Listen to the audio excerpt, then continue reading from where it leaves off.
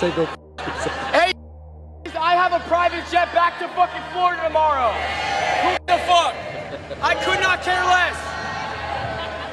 You guys have to get 24 hours on that shit to get home. I got an hour flight on a PJ. I can bring whatever the fuck I want. He said go home and cry to your mother. You can't even bring liquids past TSA. Are you kidding me? Sorry. I can bring a on a PJ.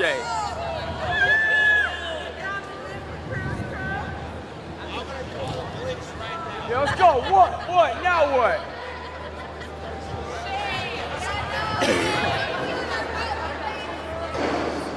I'll crash out, one by one. Who wants to? Come on. Y'all so